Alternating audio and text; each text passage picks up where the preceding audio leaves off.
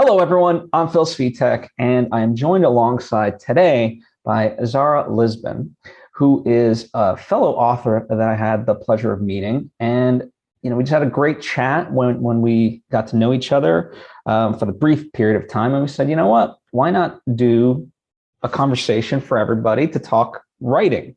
And so let's start with the basics and kind of orient people.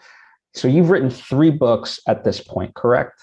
Yeah, I've written two novels and one book of poetry. Awesome. And so, what was the order?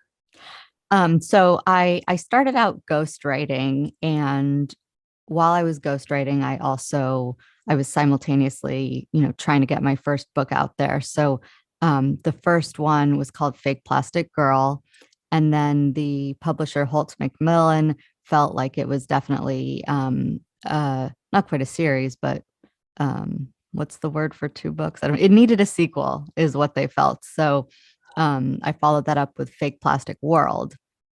And then I've always wanted to write poetry. I have a bunch of like poems that I've collected since I was 16. And during the early stages of quarantine, I felt like, why not get back into writing poetry? I tried that a little. It took me months before I could get back into the swing of things. And then eventually I realized I had a bit of a collection when I compiled everything starting from 2006 to now. So that was third. That's the most recent thing I've published. Awesome. And in terms of writing, so it's like this weird thing. Like for me, a book, like a novel, obviously is intimidating in the sheer sense that you have the volume of words that you have to fill. But then at the same time, poetry, because you want every word to hit, has to be carefully selected. Whereas perhaps in a novel, not that you would want to, but it's like, whatever. Maybe this sentence isn't the greatest, but it'll pass because it's whatever. So I'm just curious from that perspective, in terms of how do you approach it? Does one intimidate you more than the other? Because it's still I, writing, I but it's different. I think I go through phases where one will intimidate me more than others.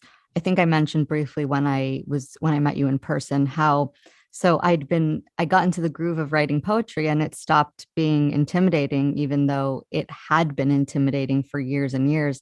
And then after just a few months of writing poetry, I was like, how did I ever write a novel? It seems like the most daunting. How did I even start? How is that even humanly possible? And I had done it before, but I like couldn't wrap my mind around how to get over the intimidation. So right now, I'm feeling way more intimidated by novel writing.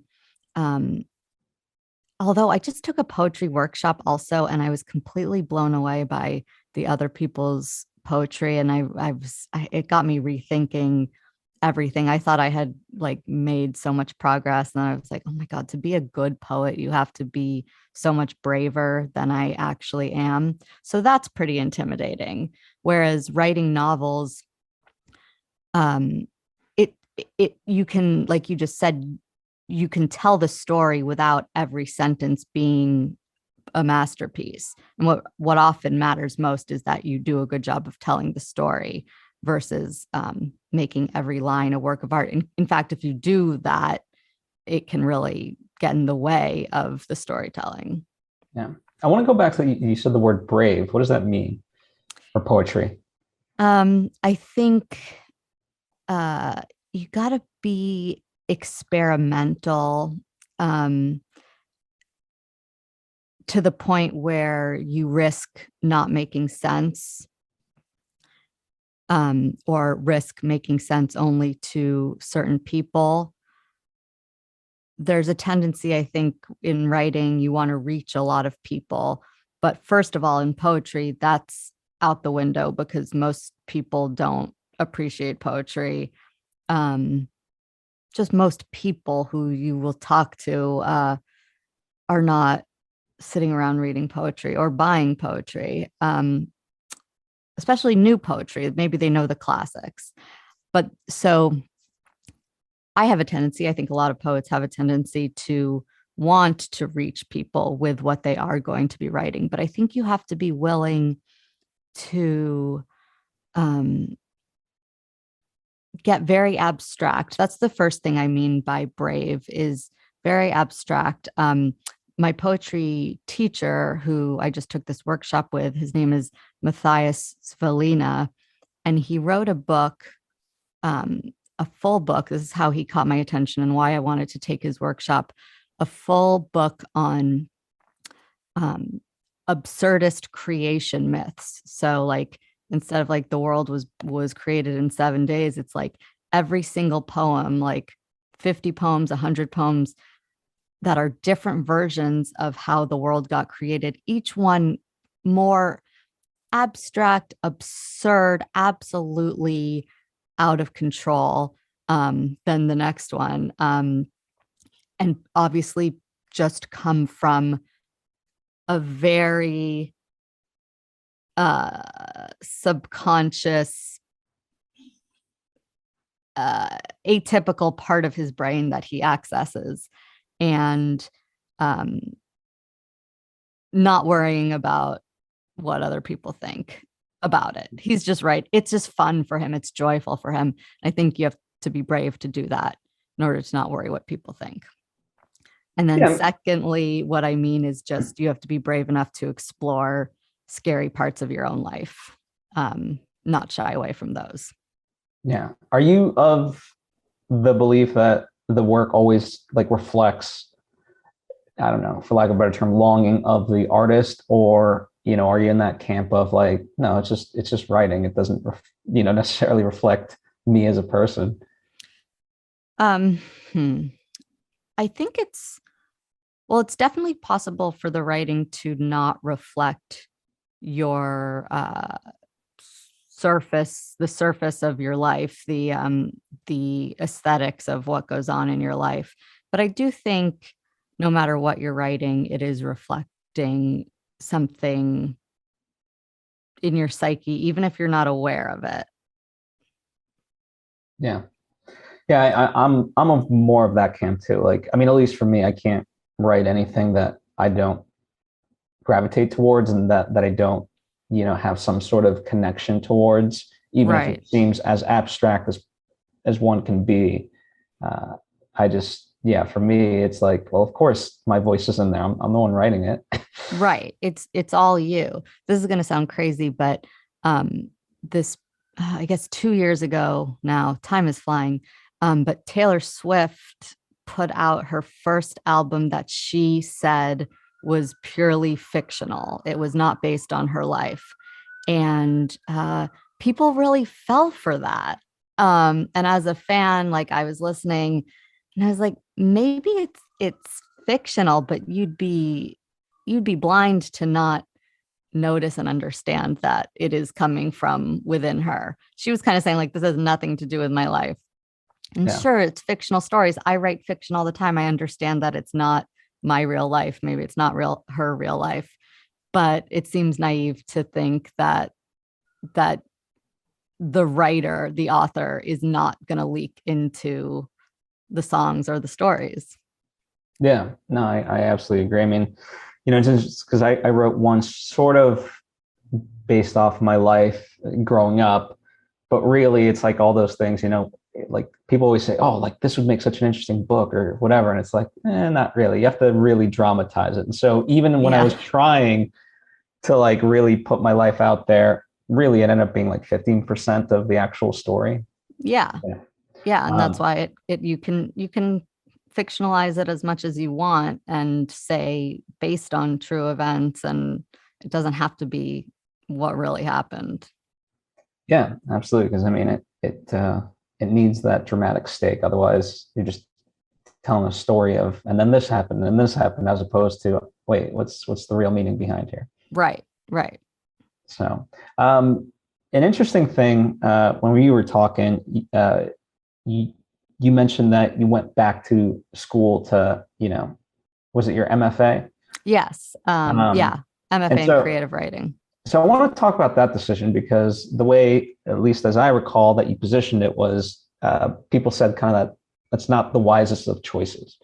So A, is that true? And then B, like in spite of that, you did it and you made that choice. Yeah. I remember, I mean, my whole life, people have, not my parents were very supportive. But everyone else, it seemed like at every turn, someone was saying, really, you want to be a writer? And the percentage of writers that get published is just so low, it's almost impossible. And I remember specifically going on a date with a guy who was like, it's never going to happen, you shouldn't do that, like people don't get published. And whenever someone would say that, I would just think, fine. What I thought was fine. I always said to myself, I'm going to be a writer. I'm either going to be a published writer or I'm going to be an unpublished writer, but those are my two options.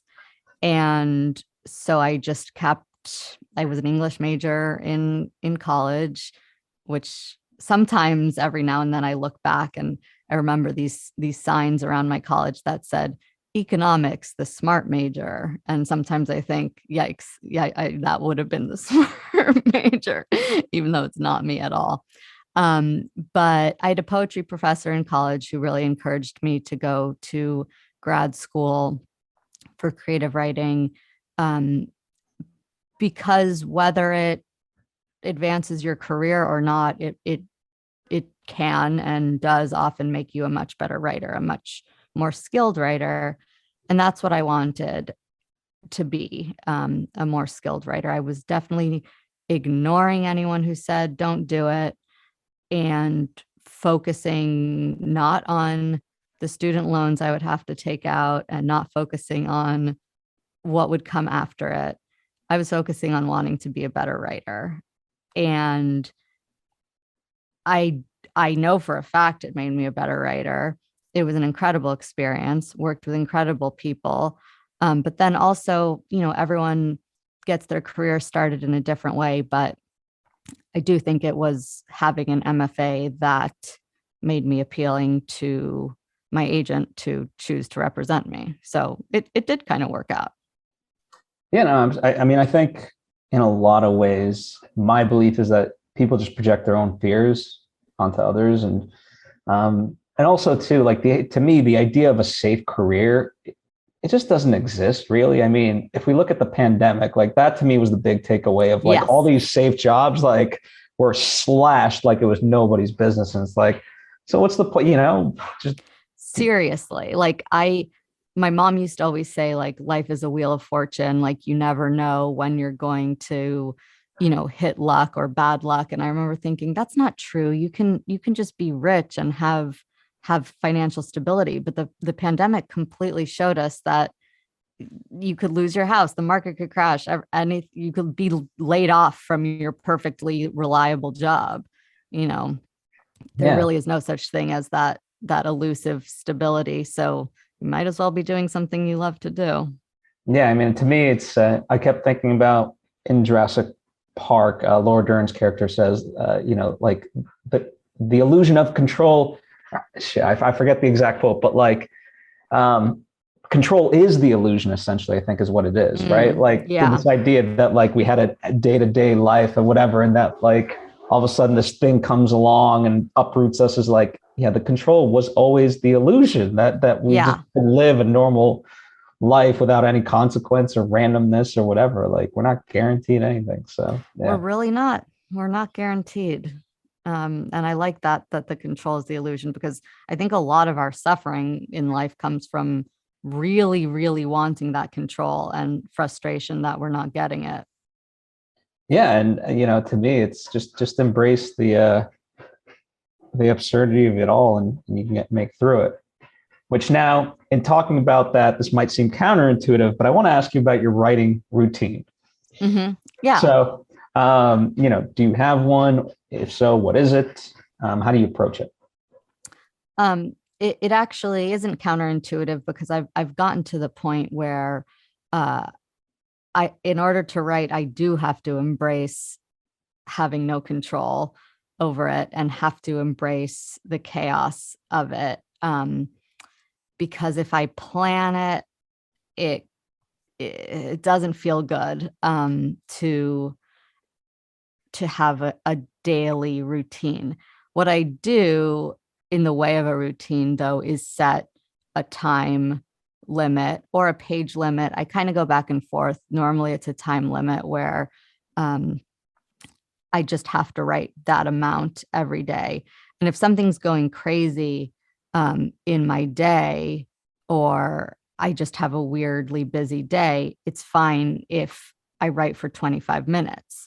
Um, and when I'm really feeling like I can't write, I don't like the term writer's block, because I feel like it's more, when you can't write, it's an issue of fear more than just like this abstract blocking thing.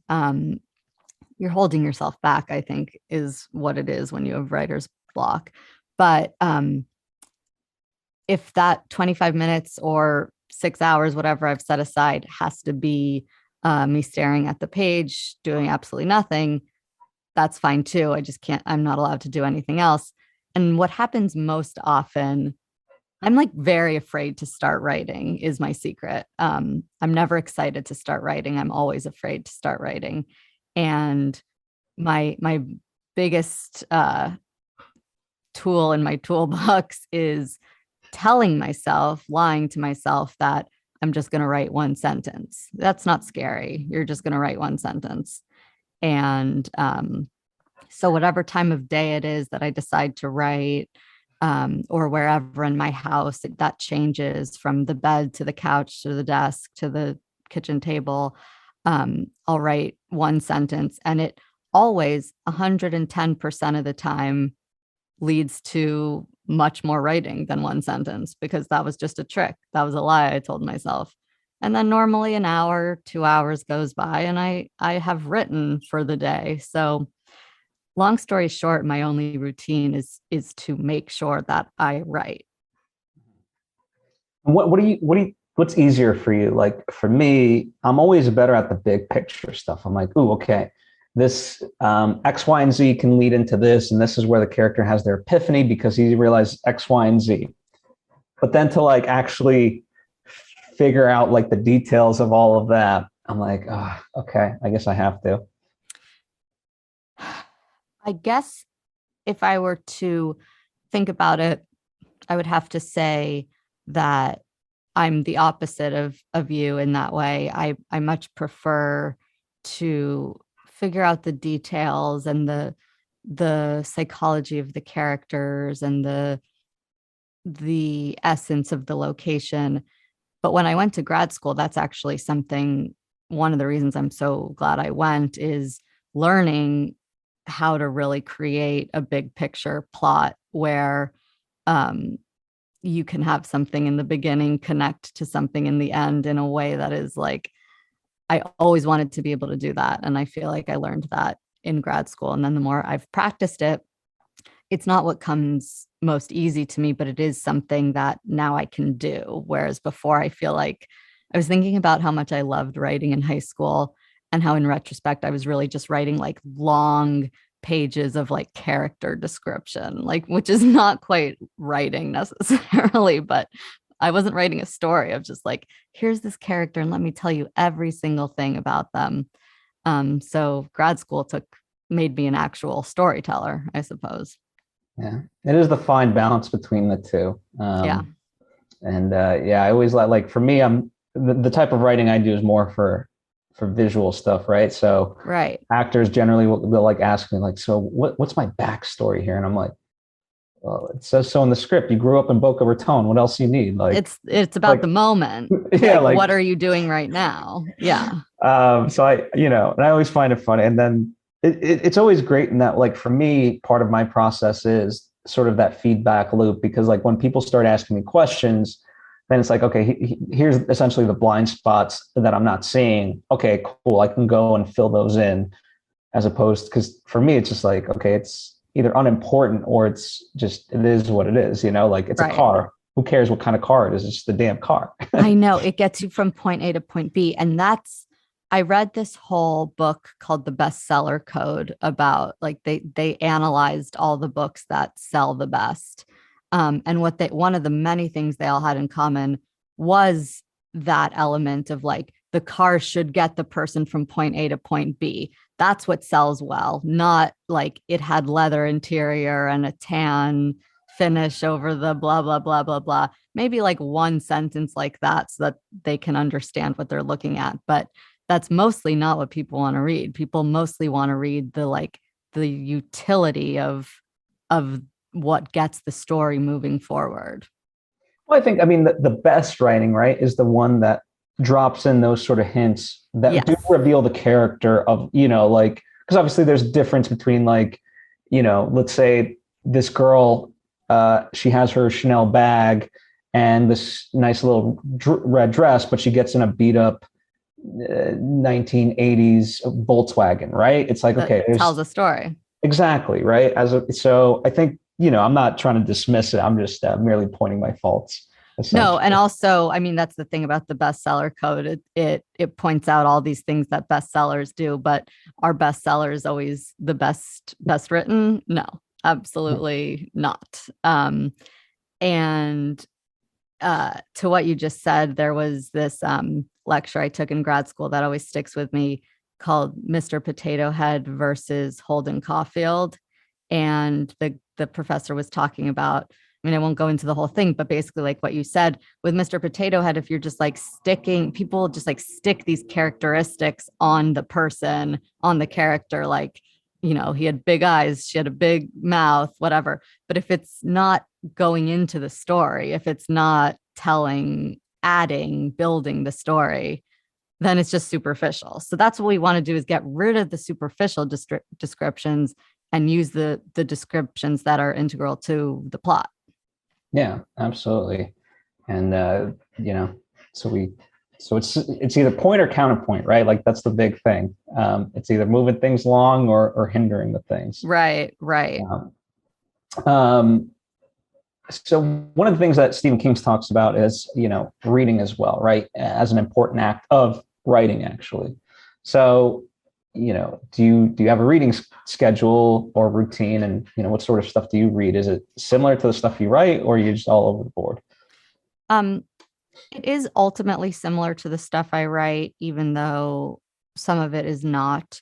Um, I have I do try to always be reading a new book. I most recently read Where the Crawdads Sing, which was, Is this anticipation of the movie? yeah, I was just like, I am going to want to see the movie because the trailer looked really hauntingly beautiful. And I thought, well, I should read the book. One of those people. Actually, that's not true. I generally will just go skip to the movie, but um, it's been out forever, and I avoided it because it was just like a Reese Witherspoon Book bestseller, club, blah yeah. blah blah book club, and I guess deep down I'm jealous of those books, so I was like, forget that. But I finally caved, and it was actually extremely good. It was very beautiful and haunting. Like I said, the trailer was haunting, but the book itself was really stunning for a lot of reasons. And it was slightly a murder mystery, though that wasn't the meat of it. And normally I would say I do love to read murder mysteries, specifically thrillers where you're shocked at either the final reveal, or like Gone Girl, where you're shocked halfway through. It's just, you didn't see it coming. Agatha Christie said, in a murder mystery, like the who done it, the person who did it has to be or should be both the least expected person and logically the only person who could have done it. So books that pull that off really impress me. That's what I love to read. Gotcha. Yeah, I mean, I'm a big fan of that too, and I would love to like create something along those lines. But yeah, it's very difficult. So to have that sort of aspect of it. And to my surprise, Where the Crawdads Sing actually does do that, which I didn't think it was going to be that kind of book, but it did not disappoint. That's good. I have not read it, so I can't comment on. Yeah, I mean, it's a good read. It's a good read. I'll check it out. I'll check it out. For me, the biggest problem is I'm terribly slow at reading, Mm. and I don't love audiobooks. I think I don't know. I don't know how you feel about it, but I kind of feel like it's a little bit of a cheat. So I try not to do it. I felt like it was a cheat for a really long time until I had this perspective. It just came to me. I just had this thought like, um, reading with your eyes is a luxury that not everyone is going to have. Some people don't have that eyesight. People don't have the ability to see. That's something very lucky that we were born with. And so I do like to take advantage of that when I can, but it also made me completely stop thinking about it as cheating. Like, would I consider a blind person cheating by listening to an audiobook? No, not at all. That might be controversial as an opinion. But on the other hand, unrelated, I don't love listening to audiobooks because more than half the time they're not read well.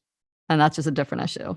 Yeah, that could be a problem. For me, I guess switching it up a little bit in terms of perspective, I guess it's because when I write, uh, obviously you're looking at a page and you're seeing the words. And so I guess I want to have that intimacy, if you will, with the book so I can like absorb both the story, but also subconsciously maybe learn like sentence structure and how words are spelled and put them in my vocabulary and stuff like that. Whereas if you just hear it, and I don't know, I'm trying to, it's weird. Like sometimes if I get quote unquote writer's block, I'll just start doing speech to text, Yeah. Oh, yeah. knowing that it's going to be terrible, but at least like it's just a bunch of words that I can then, look at and then revise.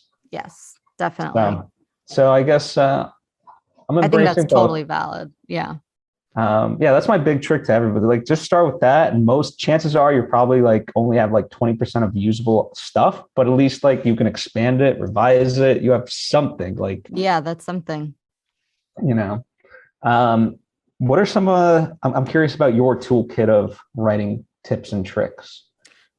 So something you just said reminded me, like if I'm really stuck, I have a few books that are like my go-to books that I've read a million times, but I will just like take them, put them in a stack and just like read like the first 5 pages of them, of each of them, for that inspiration, for that like get the juices flowing in my brain, which sometimes they just are not. I'm like, I don't know what I'm trying to say or how I want to say it. Weirdly, I don't know if everyone would say this, but watching TV also really gets my creative like spark going if it's What good kind of TV. TV? Yeah, I mean that's what I was gonna say. Because like if you're just like binge watching Friends for the 40th time Oh versus my like, God. First of all, like, how did you know that I do that though? Like, my husband had to cut me off recently because he was like, we can't watch Friends again. Like, we've seen it maybe in the pandemic 5 times through. Um, it's just a Friends, comfort thing, like when you just want to like, I just want to feel like active but not do anything. yeah. Friends is very therapeutic, but it doesn't help me write for many reasons. One, it's a comedy and I don't write comedy. Um, but the shows like right now I'm rewatching Breaking Bad, which we did talk about at the party the other night. During the pandemic, I saw Sopranos for the first time and also Game of Thrones for the first time. And I watch when I first decided that I was going to write a courtroom drama, I started watching Law and Order and Law and Order SVU. And even though those can be extremely formulaic, like extremely, uh, that still uh, that got me so like oriented in the world of fictional crime. Because again, I can't. People always say like Law and Order, like, well, that's not going to teach you about real law. That's fake. And I'm like, well, good thing I'm writing also fictional law. I'm not writing literal law. So those help. Those really help. So a combination of like really good acclaimed television and then like a little bit of just genre formulaic stuff can also really help. Yeah, and I mean too, the as far as like a Law and Order goes, it's like, I mean, I don't know how many seasons, how many spin-offs of that show. It's like they're doing something right. It's been on the air for more than 20 years. Yeah. So for me, I always love playing with the conventions of just genre Hmm. and how successful I am or not. Obviously that's not up to me. But I do love when people say like, oh, I thought like, for example, if it was like what appeared to be a standard like rom-com, they're like, oh, I thought they were going to get together in the end. And I'm like, oh, bless your heart. Yeah, Yeah, yeah, no, they yeah. were Not never. this time. Yeah. Yeah, that's not real life. Sorry to break it to you. Yeah, I like that too a lot. There's like all these different in terms of all the stories in the world, you can graph them of like how, some just go like all the way up with a little down at the end. Some are very wavy throughout. But I do love the ones that surprise you with a downward turn. Maybe not even like a devastating downward turn, but just like a real life, like the climax is not this like wild, exciting, heart racing thing. It's just like, this is what happens most of Yeah, the time. I mean, for me, like my favorite ending, I would say, is more like an ironic one where like what you like, it's as you said, it's inevitable, but still surprising. So, there's a good side to it that you didn't expect, but at the same time, what you wanted to have happen didn't happen. So, and to me, that Mm, shows the duality of life. It's like, sometimes we get something, but at the same time, there's a negative associated with it, right, and however it balances out, that's not really for us to know. So I like right, that. Um, right. Art that comes closer to mirroring real life. I try to, yeah. That's Yeah. which it seems like your stuff kind of gravitates towards there. Like it doesn't seem like it's supernatural, sci-fi, superhero type stuff. Right. Um, is any of that other stuff for interest? Like I'm a big fan of magic realism, but again, it's Mm, just a genre that like scares me. So I haven't like personally tackled it yet. So I'm just wondering, mm. like, is it just like these are the stories you want to tell, or like you would like to build to something else as well? I in my like dreams, I would write dystopian future fiction, where things have gone terribly wrong and we're living in a dystopian future, which is possibly approaching. Um, Isn't that the hard thing? Like I remember like with South Park, the creators were like, how do we like satirize something that is already just insane to like we can't top what the hell's happening right South now? Park got to the point where they were like, we can't really do this because anything we could come up with, it wouldn't be as crazy as what's going on right now in the government. Yeah, like it's Um, it's just absolutely insane. Like, and I like, it know, makes it very I difficult. know. I mean, And not only so that, but also, sorry to cut you off, no, from it's okay. from even a storytelling perspective, like, let's just say you took the last year of politics, right? It's like you could write it down in a story and you get that note from like a publisher or whoever of like, none of this is believable. This isn't motivated. Like everyone's just doing random, like, no, no, no, no. You've Like, jumped the why would shark. they attack the Capitol on January 6th? That Yeah. because of some conspiracy that they think is going on, that doesn't make sense. Hillary Clinton has a sex ring of kids in a basement of a pizza parlor. What are you talking about? Like they would just Yeah. be like, you're taking it too far. You're taking it too far. Yeah. And so that's why, like, moving forward, I never want the note of like, this isn't believable, because it's like, oh, this could happen. Trust me. That's what I'm working on my newest novel. I was literally just saying that. I was like, I just want to find a publisher that goes along with the absurdity of this and does not say, "Oh, this isn't believable," because it's the surreal is happening all the time at Yeah. this point. Are you a Neil Gaiman fan? Because I love when he writes farce in that way, where he does take Yes. the absurd, like for example, like Good Omens. I'm not sure if you've Yes. read, yeah, Yeah. and he just manages to put it under a microscope, and like they're mixing up the Antichrist at the hospital. Like it's just Yeah. brilliant. I love It it. is brilliant. And somewhat inspired, I think, by Kafka's Metamorphosis, um, and that absurdist genre, which I really admire, but where he's not talking about it literally. He's kind of coming up with this parable to describe the absurdity of life. And Neil Gaiman does that really well in fuller form, not in, not in short story form, although I'm sure he has short stories. But I love his ability to use satirical parables to comment on the current state of the world. Yeah.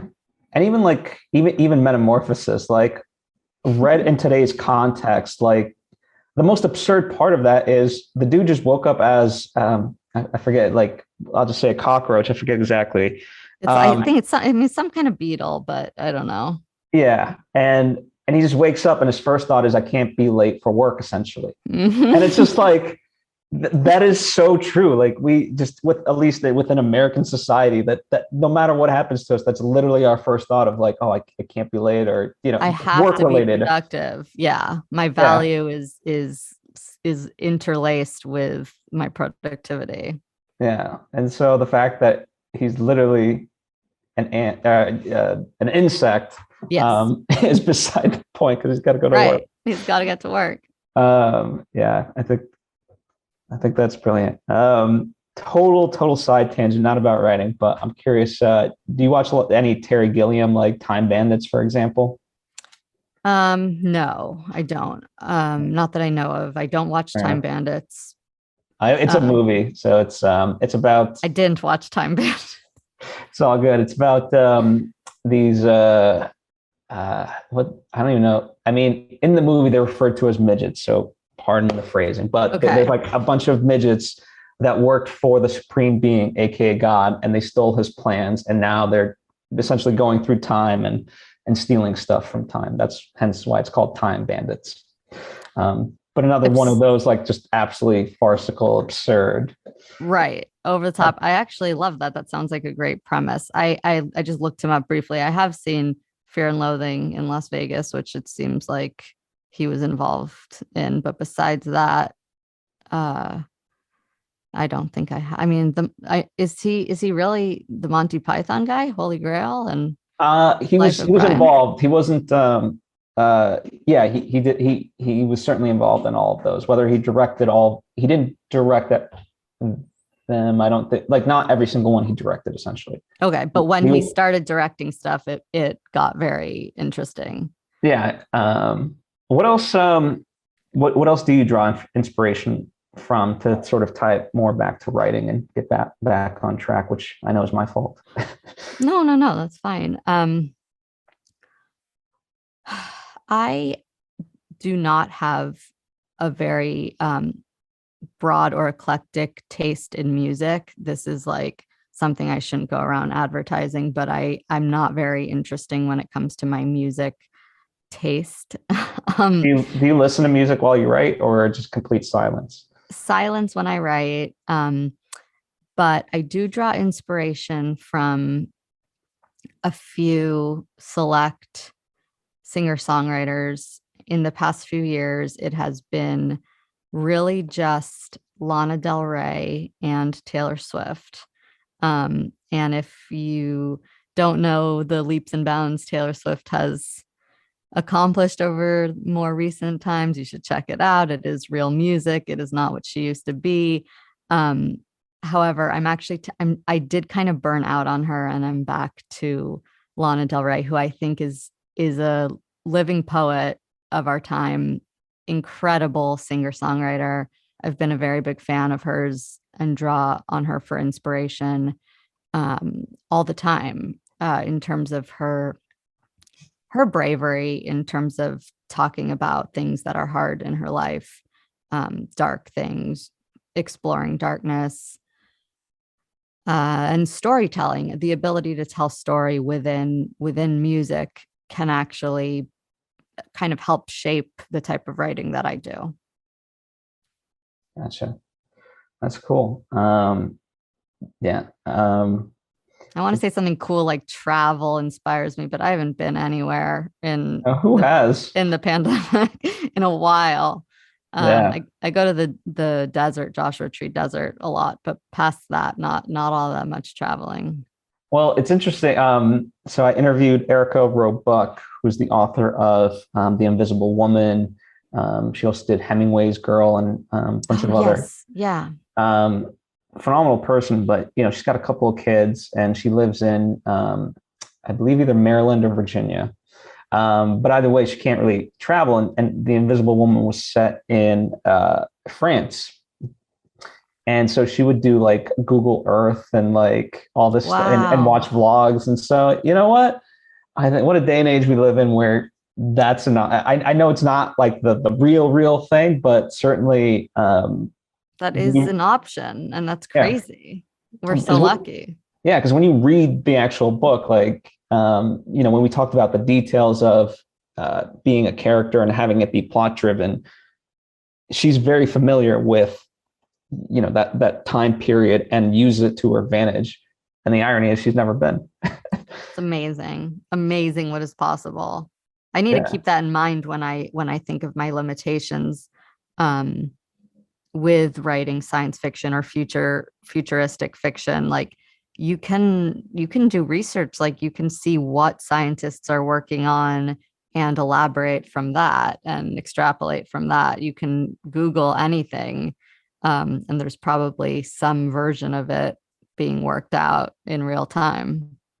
Yeah, no, I mean, one of my favorite things was when I was doing like a sci-fi novel, I reached out to a USC professor in like the tech wing of, and I he was gracious enough to like talk with me for an hour, and Wow. like the stuff that he was talking, I like blew my mind. I'm like, oh, okay, because I was Yeah. coming up with stuff in my mind, and he's like, oh, we already have that, Yeah. Yeah. which I is rem- interesting. Go ahead. I just remember when I was a kid, like begging my parents to tell me if they had any information on if one day we'd be able to talk to our friends and see them on a screen at the same time. And they were like, I don't know. Like I was like 6, and they were like, I don't know. We might have that technology one day. And like little did we know, they probably had it already in 1996. Like they probably, if in order for it to come out like 10 years later, that existed already. They were working on that in a major way. I mean, what am I talking about? Of course they did. Of course they had it. So it's like, who knows what they could have flying cars all ready to go, and any day now we'll be flying in those cars. Well, which kind of raises an interesting point about research, right? And I want to talk about that because, like, because it's to me, a writer's role really is, in that sense, just to be an observer of life, right? Whenever people try to be didactic with their work and try to say something, it comes off that way, right? And for me, when you talk about like video screens or FaceTime, whatever, I'm reminded of like David Foster Wallace's Infinite Jest, and he wrote in there like basically a whole chapter of just someone getting like completely like face and makeup ready because they were so anxious about a video call, Right. right? Right. And nowadays, like when you consider social media and stuff like that, like it's true. Like he just saw how human beings acted, and if that was a technology available to them when he lived, like he just foresaw how they would act. Right. Um, but it's because of Right. that research aspect of it. So I know there's not really a question there, but I guess if there is, The how do you approach research and Yeah, the power of research. The biggest thing I had to research, I touched on briefly, which was um, courtroom dynamics and the law. And so I read, yes, a lot of fiction, but I also read some nonfiction. And luckily, I have an ex-boyfriend who is still a friend who is a criminal defense attorney. So he was nice enough to like let me ask him a billion questions and write them down and ask him the same questions when I forgot the answers. Um, so that really helped. And then the other main thing I've really had to research that I know nothing about is celebrity, because the murder victim in my novels is a celebrity, is a like huge sensation. So I did have to do research there as well, asking people who I know who have had the experience, reading Jessica Simpson's autobiography, which was quite the trip. And now I'm reading Liz Phair's autobiography. She's less of a like superstar, but she is still like a rock star who I admire. And on that, in that category, I just watched a lot of their documentaries. You know, pop stars love their documentaries being made about them. So those are like the law and celebrity are really the two things I've had to be like, what the hell? I know nothing about these worlds. So yeah, that's what I've done. That's so fascinating that celebrity is like, just because you know you live in LA and stuff like that. So like just the sheer proxy of it all, you know. But Yeah, fascinating. it's I forget that it's not like that other places. It's just the celebrities are here.